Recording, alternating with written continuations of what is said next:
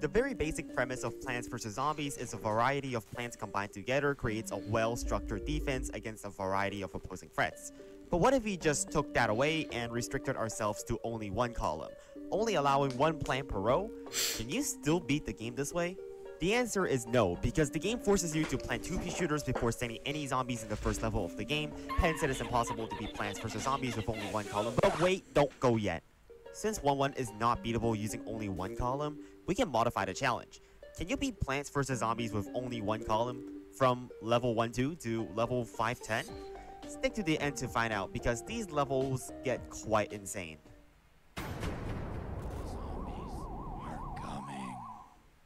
We begin the challenge at level 1-2. There's not much you can do early on since you only have so many options, so we'll skim through these relatively quickly here. Level 1-2 is beatable using just one column of pea shooters. You don't need to spend lawnmowers like I did here. Given it's only basic zombies, there's not really any real threat yet. Level 1-3 introduces conehead zombies. Although having more health, one pea shooter can still kill a lone conehead in its row without any problems. If a conehead comes behind a basic zombie, it's still not an issue. Once a pea shooter dies, plant another one in its spot instantly, and if that one also dies, stall by planting a sunflower and then replant. 1-4 is basically the exact same as 1-3, except you need to plant 2 more pea shooters. Not much to say, so let's move right on. 1-5 is walnut bowling. Bowling from any column makes absolutely no difference at all, so I'll just skip this level.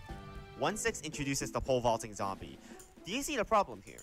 Pole vaulters do not die to a single pea shooter even when they are the only zombie in its row. This means we're forced to sacrifice a lawnmower for every pole vaulter or spend a cherry bomb. For this level, there's only one flag, so it's not a problem, as lawnmowers will reliably take out all the pole vaulters. As for 1-7, even though the level is twice as long, we unlock a plant that is twice as strong, the snow pea. Snow peas, on the other hand, can deal with lone pole vaulters with its slow effect. To afford them, we can simply plant 5 sunflowers early on and dig them up for potato mines for any incoming zombies. Then, after the potato mines go off, replant the sunflower as soon as possible given there isn't another zombie in that row to get more sun. And you should be able to afford snow peas relatively easy. And in fact, that's all you need to beat 1-7. You can just AFK after you've planted 5 snow peas. No micro needed, just a good plant doing good things. As for 1-8, the same strategy works as well. Snow peas even do enough damage to completely eliminate a lone buckethead in its row. And as for 1-9, just repeat the same strategy again. This time, you might need to spend a cherry bomb or 2, but you should still beat the level relatively easily. If the challenge is going to be this easy, this video wouldn't exist. Now the problem is, how do you beat 110 with only one column? Obviously, one column of snow peas won't be enough this level, but they are still our best regular attacker to group up zombies. With snow peas, we can dig them up after it slows down zombies for a repeater for a bit bonus damage for a few seconds, just about enough to finish off zombies like pole vaulters. It's close, but it works. Otherwise, you want to then spend your walnuts to stall out a group for as long as possible and then cherry bomb the grouped up zombies later for the maximum value. Ideally, saving your cherry bombs are a good idea. Spend your choppers by digging and replanting them multiple zombies in a row. Lawnmowers are mandatory for the last few waves of the level as pole vaulters get a bit too plentiful, but it should be enough to just beat the level. Just hope that you'll get a few more cherry bombs for the final wave, and we should have beaten the entirety of 1-2 to 110 with only using one column. Close. Very close, man. Nighttime is where it suddenly gets very bad very quickly, because it's, nighttime. You don't get sun from the sky. But wait, you can't make sun if you want to defend all 5 rows. In nighttime, if you want to defend a row, you have to dig up your sun producer to plant down your defensive plant. Things start getting expensive really quickly and you have no sun to work with and only one column of puff shrooms.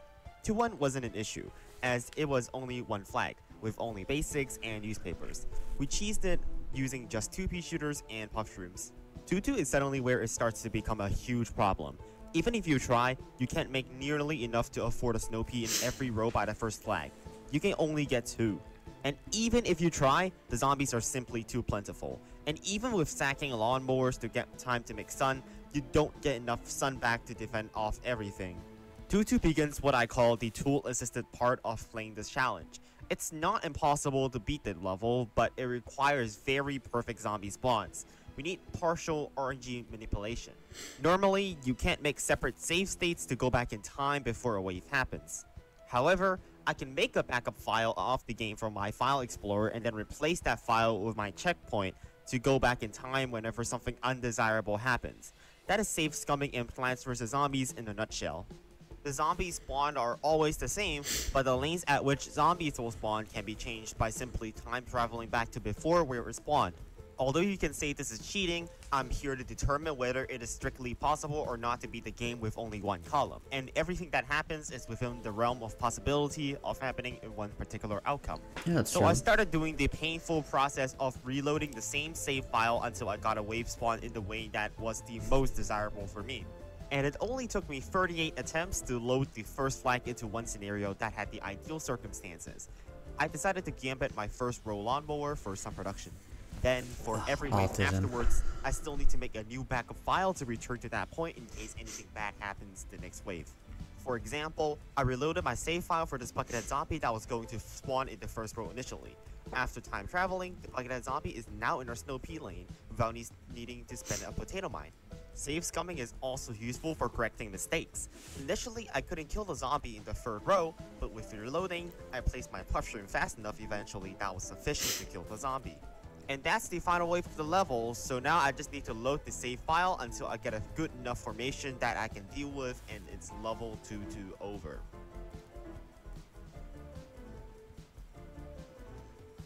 Technically, I could grind for 50 hours to get Damn. enough coins for everything I want in the shop, but I'll just save time and give myself unlimited coins to buy all the seed slots and upgrade plans.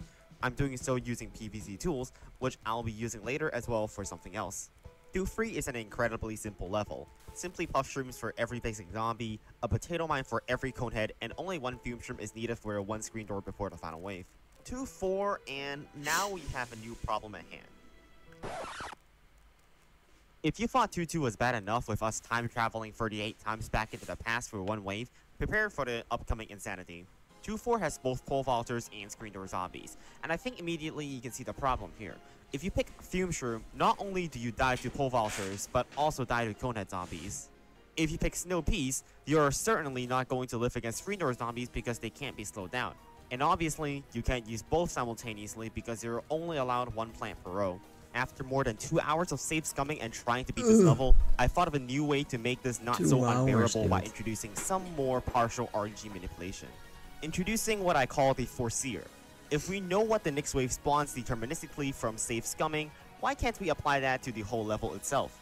I can boot up a level, exit to the main menu, make a backup of the save state, and then use PvZ tools to plant a full column of Gatling Peas to simulate the entire level being played.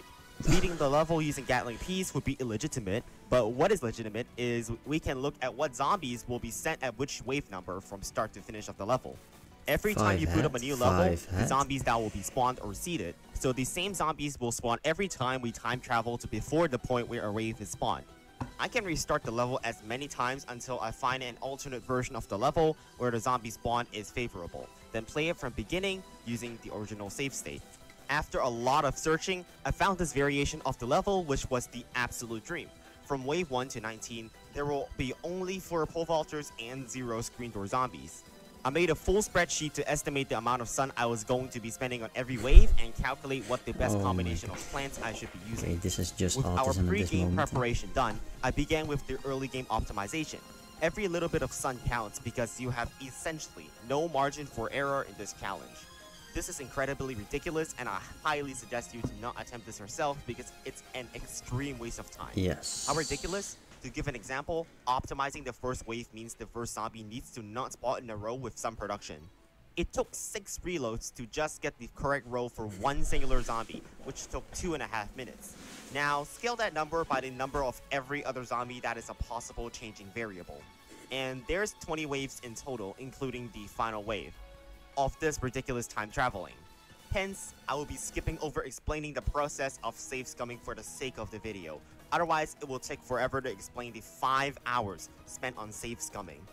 Some people are going to say I faked this level's waves or whatever, so I provided a download link to all the save states for the winning attempt in the description as proof if you are interested. There will be a link to an unlisted video in the description of the full playthrough of 2-4 with all the pauses cut out. After a whole lot of safe scumming, we arrive in the final wave. and I have to pull out the next He does the tool, entire slot switch. game? Technically, I can switch any seat I never used to any other seat I need. It's within the realm of This possibility. guy's actually insane. So it's still possible for someone to ever try this challenge without these scumming methods to win. To give an example how I solved these puzzles, let's just talk about the final wave. In this level, the final wave has 9 basics, 1 conehead, 1 vaulter, and 1 screen door. The winning solution is slot switching to Fume Shroom, since we have Snow Pea to kill the pole vaulter that spawns on the 5th row, since time travel allowed us to put it in the Snow Pea row. Then, with time travel, we also make the conehead go into the top row, which we don't care to defend since that row has a lawnmower. Row 2 and 3 each only have 1 basic, since the lawnmowers were recently used, hence Puff Shroom solves those 2 rows with only gravestone spawns. And therefore, Fume Shroom will solve row 4 and 5 because then there's only basics and the screen door zombie left. Hence, I have just proven that it is possible to beat level 2-4 with only using 1 column of plants. Only took us learning to time travel, switch seed slots mid-level, and foreseeing the future. With that stupidity out of the way, I'll be skipping 2-5 because you don't even need to plant plants to beat it. 2-6 introduces the football zombie, but it is basically just a repeat of level 2-3, since there's only 1 football zombie before the first flag, and you just kill it using a Hypno Shroom. Level 2-7 sees the return of the 2-flag format as well as screen door zombies, so I was prepared to endure another hellhole of what 2-4 was. This time, I used the Foreseer method to load into a level where the football zombie only spawned in the final wave, making the mid-game significantly easier to solve.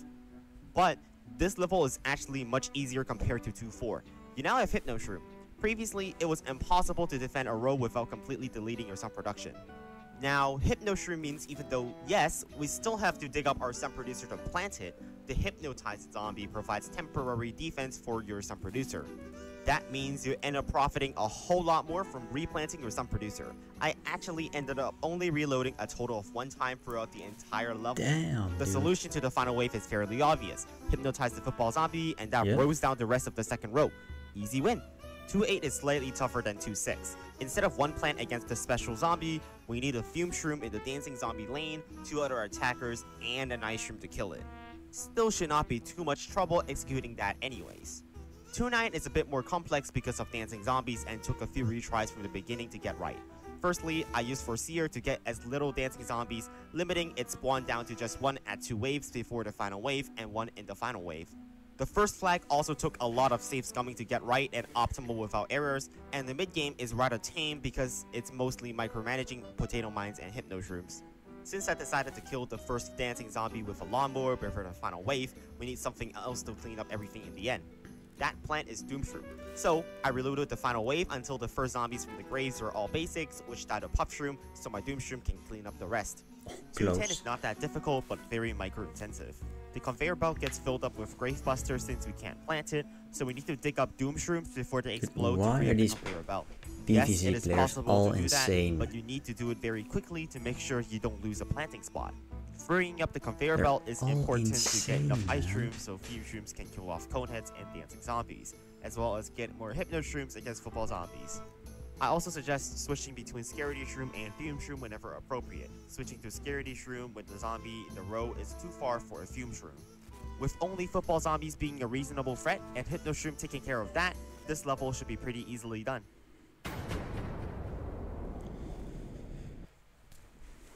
I'll just completely skip 3-1 because it's literally just basics and Coneheads, and the difference is simply spending 50 more sun on lily pads and defending 1 more row. So, we begin on 3-2, and to be fair, this level is pretty much a joke because it's daytime and we get sun from the sky. With simple sun farming in the early game, by the time the first flag hits, we already have 425 sun in the bank and a Snow Pea in every row. Newspapers are basically just weaker Conehead zombies, and Bucketheads die to Snow Peas, as shown in 1-9. Football zombies die to Squash, Potato Mine, Chopper, or Cherry Bomb. With 4 backup instant kills to choose from, this level is very easy and you should have no problem passing it. Free unlocks the Free Peter, which is a blessing for Snorkel zombies. The strongest zombie is Conehead, and we know that pea shooters can deal with lone Coneheads as seen previously. Therefore, the solution is very simple. It's just 2 Free Peters and 2 walnuts in the water to block off the Snorkel zombies, and that's all is required to beat this level. 3-4 is comparably a pain for us to deal with. First of which, pole vaulters added into the equation of Snorkel zombies makes it a nightmare to deal with. The only way I found to complete this level is with an asymmetrical defense by having Snow Pea in the top row, mainly because I can use safe scumming to force pole vaulters into that row. Somehow, we need to defend against snorkel zombies, and putting attackers in the water is not a very economical option, so I decided using a single free Peter to defend both row 2 and 3 to make some extra sun between the first and second flag. This of course means safe scumming is required because one pea shooter is insufficient to take care of bucketheads or pole vaulters. But the compensation is great, and you save a 1000 sun for the last part of the level, which should be plenty enough to plant instant kills every wave against any threats. And even if zombies manage to eat your free Peters, just instant kill spam can finish off the last few waves with the extra sun in reserve. There's not much strategy you can use for free 5, but the simplest way to beat the level is pea shooters in every row for everything before the first flag.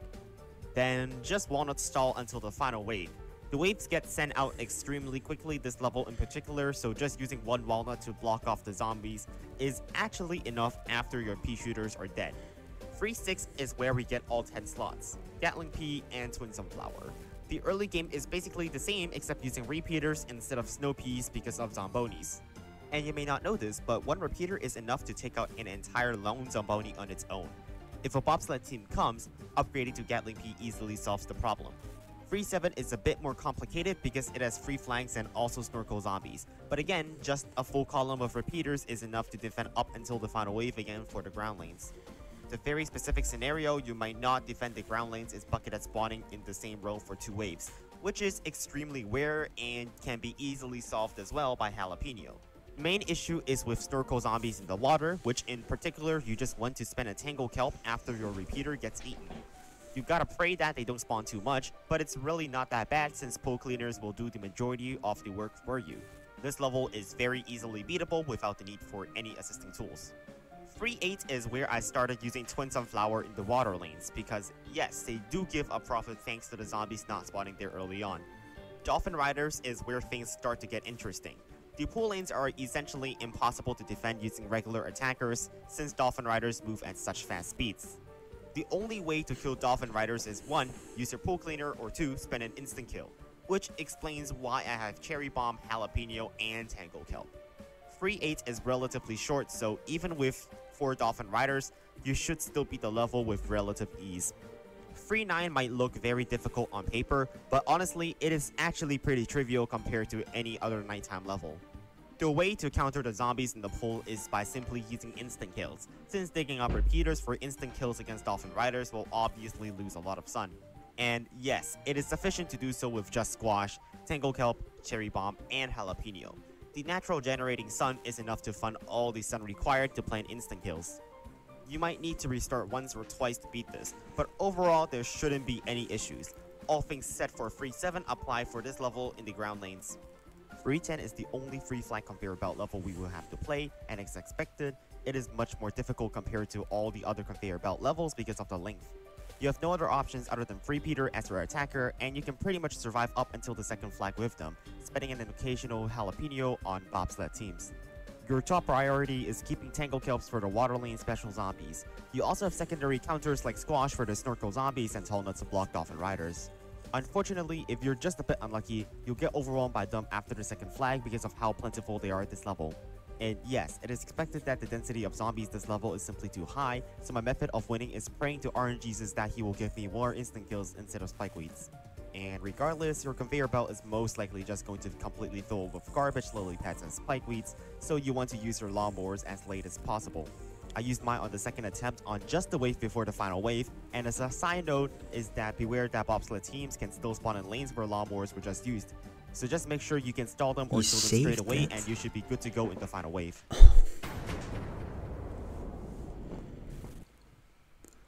I'll directly skip to 4-2 as Planturn is completely unusable in this challenge and hence unlocking it does nothing. What is horrifying is it's nighttime again, but what's good is we have the water. The water lanes are actually a huge upside during nighttime since zombies can't spawn there until halfway through the early game. It is a safe place for our sun producers during night. What's more funny is that Jack-in-the-Box zombies make the levels they are in easier since they just explode themselves without ever reaching the end of our lawn. This ends up meaning 4-2 is just a much simpler version of 2-7, with us having access to plants like Doom Shroom and 2 more slots, as well as less zombies because of self-exploding jacks. I didn't even need safe scumming or any other tool to beat this level, since all the Jack-in-the-Box zombies just kill themselves, so you can pass this level very easily. 4 free is yet another repeat of something like 2 free, 2-6, or 2-8, with a requirement to kill the one special zombie before the final wave, this time being a single cactus. The balloon zombie is basically just a normal basic zombie after a cactus shoots it down, so nothing more to say. So the next level... Oh, hell no, man. What the... 4-4 is easily the most difficult fog level. There's also not much margin for error in this level, as Dolphin Riders are even harder to deal with compared to pole vaulters. On top of that, there's also balloon zombies, and which you don't want to be spending cactus on them because cactus is very cost inefficient. I ended up using Foreseer to generate another spreadsheet and safe scum this level. First, using free Peters can solve all the basics and coneheads, and yes, you can afford them because of the extra sun from the water lanes. My general solution for this level is to simply use lawnmowers on balloon zombies to save sun, since blowovers are pretty expensive for how limited our sun is. The reason I used free Peter is opening up the water lanes for sun production, which we need the reserve sun to afford more instant kills for the later half of this level. Using Tangle Kelp is the ideal solution to Dolphin Riders. With only 4 of them spawning this level using Foreseer, I can stack my pole cleaners and then only need to spend 2 Tangle Kelps for the remaining 2 Dolphin Riders. With a combination of instant kills, the final wave should be solvable. Phase Breaker is extremely easy. You have 3 stages to get through. The first stage has only 5 zombies and you get 5 squashes, so the solution is extremely simple. The second stage is 5 basics, 1 buckethead, and 1 football zombie. To solve this, simply squash for the buckethead zombie and football zombie, then snow piece for the remaining zombies. For the third stage, we can just use all our lawnmowers because we cannot counter Dancing Zombie with the plants that we have, and that's Phase Breaker done. 4-6 marks essentially the end of the fog levels. It is because in this level, you unlock the Cattail, and Cattail is just a repeater in every lane. With 2 Cattails, you just have an entirely portable Gatling P. And yeah, I'm pretty sure you can see where this is now going. Cattail every level, yes. That's... yeah, those plants are brain dead to use.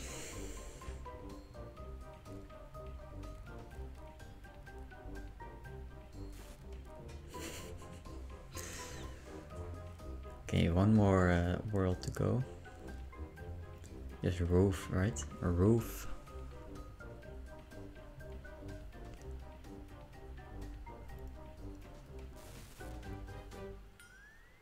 Roof. 410 is what I would call a scuff stage. Even though we may not have any counters Pogo zombies, this stage doesn't spawn them often enough for it to become a major issue. Starfruits may kill Pogo zombies while it is mid-air jumping over the column, but it is very unlikely. None of the other plants we can use can actually kill Pogo zombies, and we also have no instant kills. But simply they don't spawn very often and lawnmowers are enough. Aside from that, Starfruits are also by far the best attacker in this level, and you just want to kill balloon zombies by digging up Starfruit to plant a blower. Pumpkins are also here, so even though you don't do quite a lot of damage with just 6 Starfruits, Pumpkins will stall out the zombies until they eventually die. And even I was surprised by this, because yes, just 6 Starfruits is enough to beat everything the game throws at you this level. Maybe because the Jack-in-the-Box zombies just do nothing. Yes. Roof? In 5-1, we only have Cabbage Pole, which has the same damage as Pea Shooters, and they should do enough damage against Coneheads and Basics.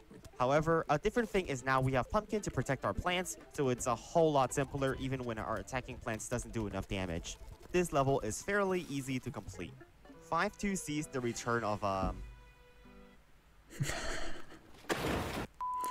Cabbage Poles obviously do not do enough damage against pole vaulters, but who says we needed to use Cabbage Pole on the roof level? Instead of using the first column, we can use the middle column to use a better plant, Starfruit. Starfruits can hit zombies behind them, so we can kill pole vaulters from behind instead. And obviously, this is now only possible because we unlocked Pumpkin to protect our plants when they are placed up front. It still took a few safe scums to get right, but this level is much easier compared to the other pole vaulter levels because we can actually kill them with real plants now. It's also perfectly reasonable to use Split Pea this level, since it does a bit more damage if a pole vaulter jumps over it compared to a Starfruit, so feel free to pick your poison. 5-3 introduces ladder zombies, but honestly, you should just use the same strategy as the last level since ladder zombies are literally not even that much of a threat. They spawn so rarely as only 3 of them showed up for me, and honestly, between your roof cleaners and your choice of either squash, cherry bomb, or jalapeno, you shouldn't have a trouble killing them all. We now have access to the coffee bean, which is the last piece of the puzzle we needed to complete this challenge. We can now finally use Gloomshroom in daytime, and if you're interested in how the next few levels will be beaten, I can show you right now simply how busted Gloomshroom is.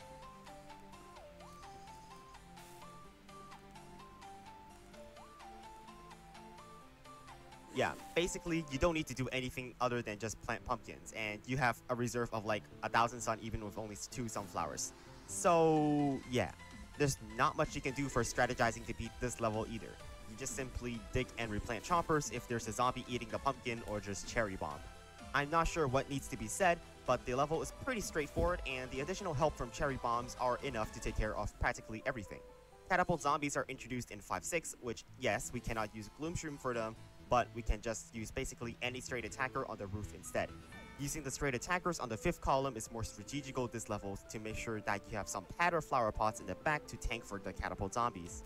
And yes, free Peters are plenty enough to beat the level with the help of Pumpkin protecting them. We now get to use the Umbrella Leaf, and now yes, we can use Gloomshroom again, even though yes, catapult zombies may trample your Gloomshrooms. By the time it happens, you have almost 2,000 sun spare, because I forgot that Twin Sunflower also does happen to exist. So go wild, because the game can send 10 catapult zombies and you would still win, because I would be able to buy 5 squashes and 5 cherry bombs and still have a lot of sun left over. The cost efficiency and how overpowered Gloomshroom is as a plant is just completely unmatched by basically any other attacker. Just use so by this point, yes, the challenge is basically over. For like the 5-8 cars. makes the same story for itself. For the level to be harder, even the game decided to send a Gargantuar on the wave after the first lag immediately. But I already have more than 1,000 sun in reserve. Like, you could have sent 4 more Gargantuars to me, and I probably would have still won regardless because of how much sun I'm getting just using Gloomshroom and pairing it with Twin Sunflower. And I'm pretty sure I do not need to repeat myself for 5-9 because the strategy this level is just a combination of what you did in 5-7 and the level previous. By the time catapult zombies show up, I had 1,600 sun in reserve while playing pretty sloppy, so yeah, I'm pretty sure that's enough to beat the level. An added bonus is Jack-in-the-Box zombies, I guess, because they just explode themselves still, so it adds pretty much no value to the zombie attack. And we are at the final level of the game, on our way to fight Zomboss, and fortunately, this is the easiest level that you need to plant plants. When a roof cleaner goes off from a zombie, not crushed by an ice ball or fireball, Zomboss will stop spawning in that lane for the rest of the level unless all 5 roof cleaners are used. Therefore, this level can actually be beaten using only one singular tile, using just Jalapeno and Ice Room. And now begins the process of simply repeatedly playing instant kills. After a whole lot of Jalapenos, we have it. Level 510, beaten using only one singular tile. So the answer is yes. Plants vs. Zombies is beatable using only one column, except the first level of the game. But should you try and beat it using only one column yourself? Yes. Well, no. I think you know the answer to that question. If this video is received well enough, I'll do this with all the mini games as well and see if they are possible as well with only one column. Also, shout out to Seaman for giving me this idea originally.